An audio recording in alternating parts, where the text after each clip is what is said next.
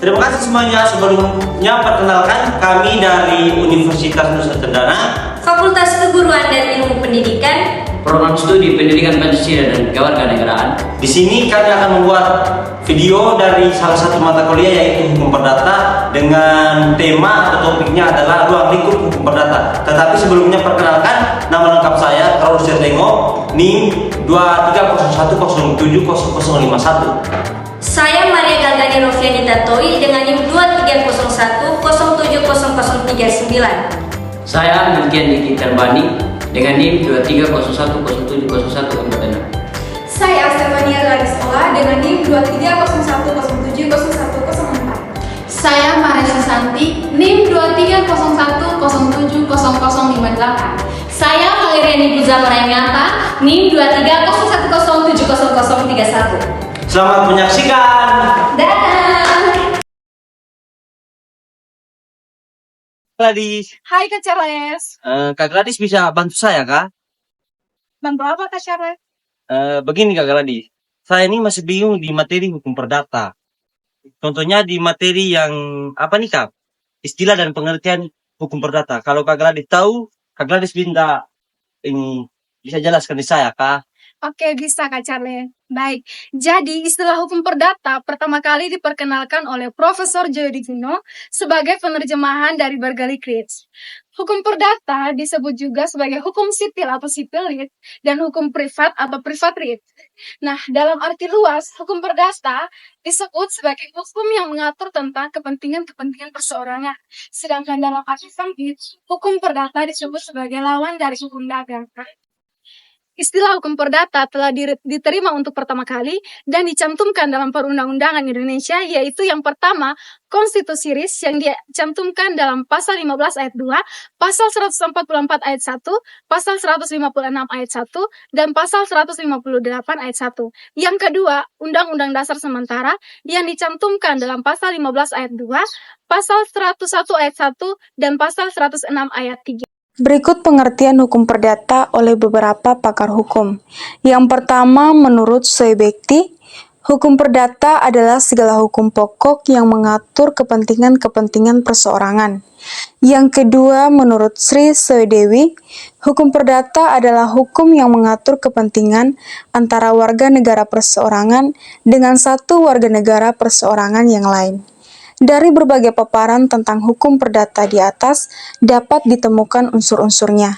Yang pertama, mengatur hubungan antara subjek hukum satu dengan yang lain.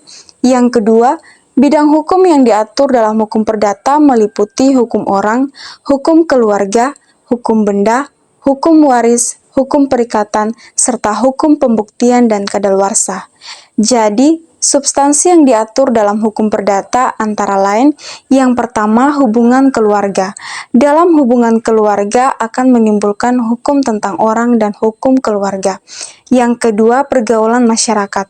Dalam hubungan pergaulan masyarakat akan menimbulkan hukum harta kekayaan, hukum perikatan, dan hukum waris. Apa sih macam-macam sumber hukum?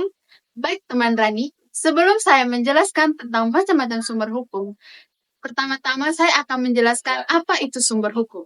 Jadi, sumber hukum adalah segala sesuatu yang menjadi dasar, asal mula pembentukan, penerapan, dan pengaturan hukum. Jadi, macam sumber hukum yang pertama yaitu sumber hukum formil. Sumber hukum formil merujuk pada cara atau proses pembentukan hukum.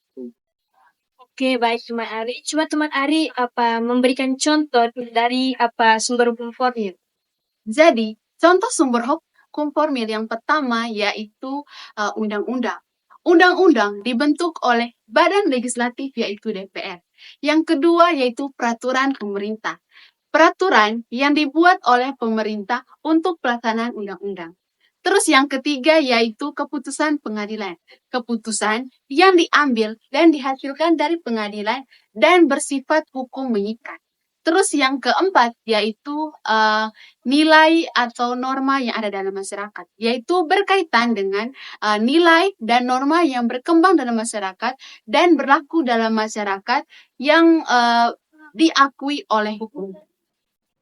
Jadi Badan sumber hukum yang kedua yaitu sumber materi, yaitu berkaitan dengan isi, substansi, sumber hukum yang dipengaruhi oleh faktor ekonomi, sosial, dan politik.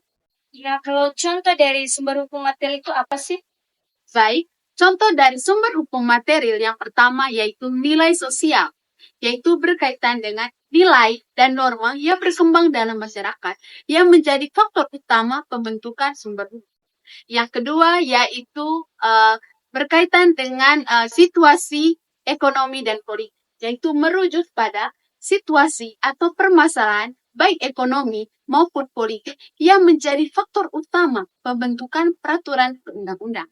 Terus yang ketiga yaitu doktrin, yaitu berkaitan dengan pendapat atau ajaran para ahli hukum yang mempengaruhi faktor utama pembentukan sumber hukum.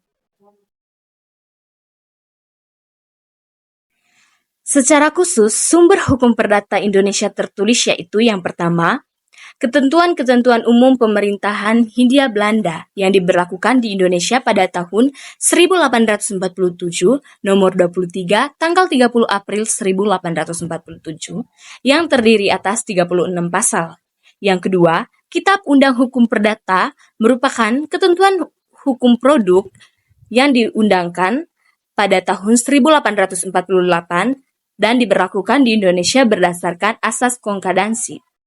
Yang ketiga, Kitab Undang Hukum Dagang yang dimana terdiri atas 754 pasal, meliputi buku yang pertama tentang dagang secara umum dan buku yang kedua tentang hak-hak dan kewajiban yang timbul dalam pelayaran. Yang keempat, Undang-Undang Nomor 5 Tahun 1960 tentang pokok-pokok agraria. Undang-undang ini mencabut berlakunya buku kedua Kitab Undang Hukum Perdata sepanjang mengenai hak atas tanah, kecuali hipotek. Yang kelima, Undang-Undang Nomor 1 Tahun 1974 tentang ketentuan-ketentuan pokok perkawinan dan ketentuan-ketentuan yang tercantum dalam buku pertama Kitab Undang Hukum Perdata, khususnya mengenai perkawinan tidak berlaku secara penuh. Yang keenam, Undang-Undang Nomor 4 Tahun 1996 tentang hak tanggungan atas tanah beserta benda-benda yang berkaitan dengan tanah.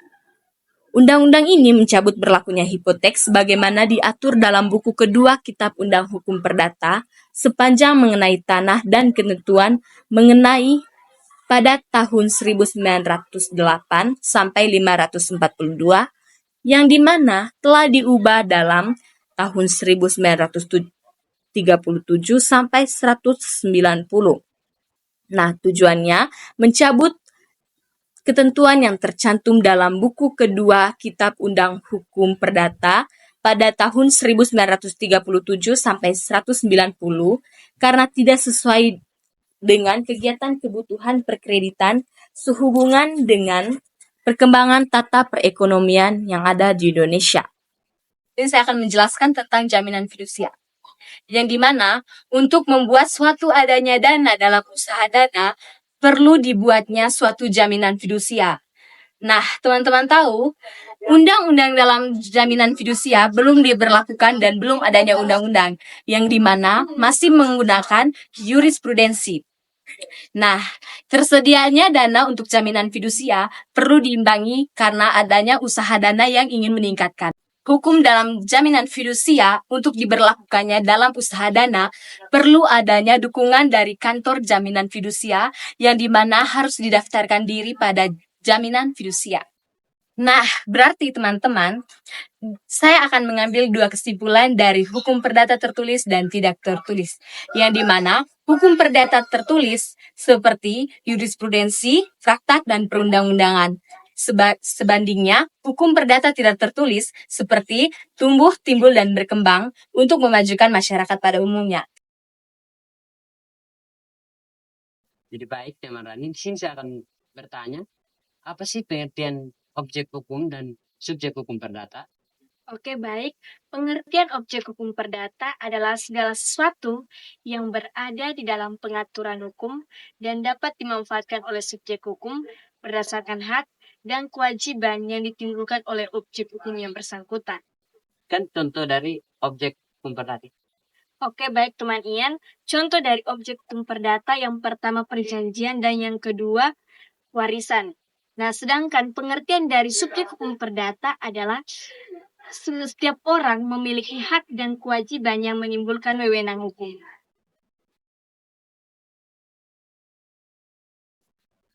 Halo Kak Ian. Halo Charles. Kak Ian. Ya.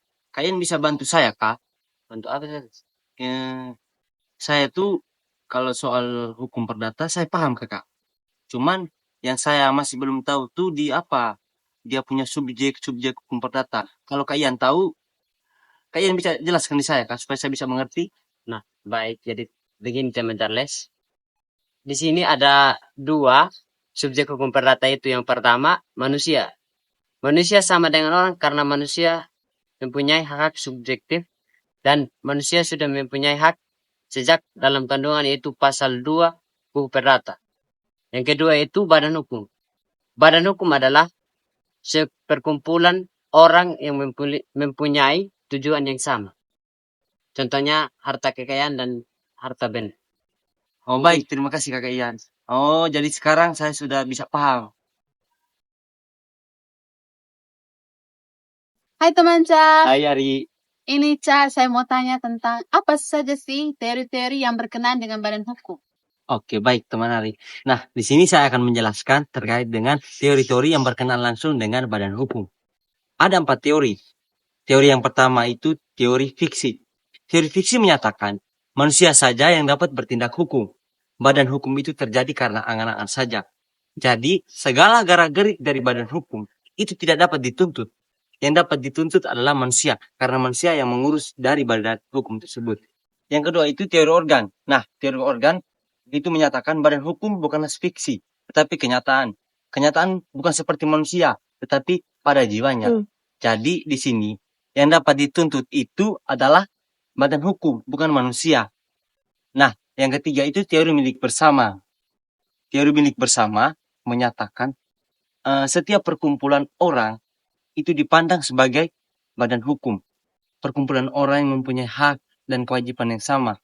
Dan ditekankan harus didahulukan hak dan kewajiban orang-orang yang bersama, bukan orang-orang yang perorangan, bukan individu. Yang keempat itu teori yuridis. Undang-undang, lembaga pembuat undang-undang itu dianggap sebagai badan hukum. Dan lembaga pembuat undang-undang juga menyatakan bahwa undang-undang yang sudah dibuatkan itu dia harus diikuti bersama. Tidak bisa tidak diikuti. Mungkin yang itu saja teman Ari.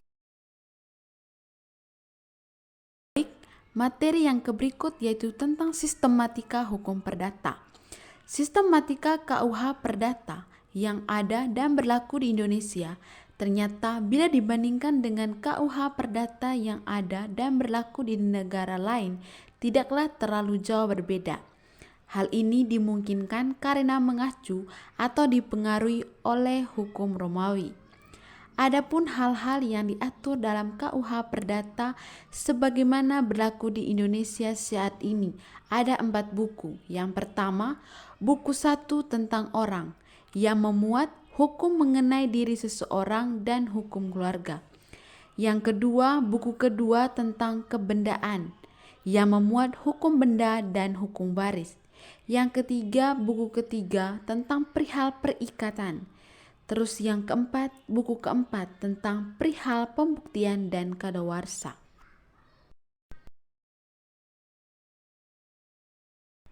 Materi selanjutnya yaitu sistematika hukum perdata menurut ilmu pengetahuan. Ada 4 bagian. Yang pertama, hukum perorangan atau badan pribadi.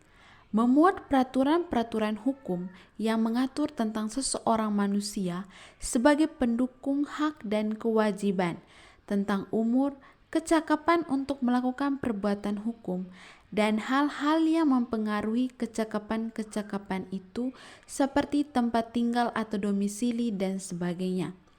Yang kedua, hukum keluarga. Memuat peraturan-peraturan hukum yang mengatur hubungan hukum yang timbul karena hubungan keluarga atau kekeluargaan, seperti perkawinan, perceraian, hubungan orang tua dan anak, perwalian, pengampuan, dan hubungan dalam lapangan hukum kekayaan antara suami dan istri. Yang ketiga, hukum harta kekayaan. Memuat peraturan-peraturan hukum yang mengatur hubungan hukum seseorang dalam lapangan harta kekayaan seperti perjanjian milik, gade, dan sebagainya. Yang keempat yaitu hukum waris. Memuat peraturan-peraturan hukum yang mengatur tentang benda atau harta kekayaan seseorang yang telah meninggal dunia.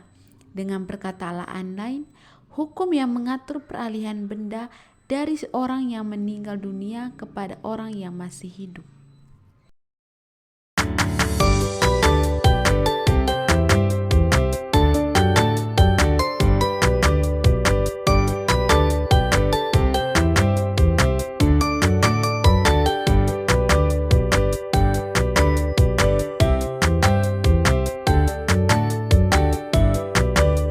Teman, karena sudah menyaksikan video kami sampai di akhir ini, cuman di akhir kata ini kami dari teman-teman kelompok mau menyampaikan bahwa tidak semua usaha itu dipermudah, tapi barang siapa yang berusaha pasti akan berubah.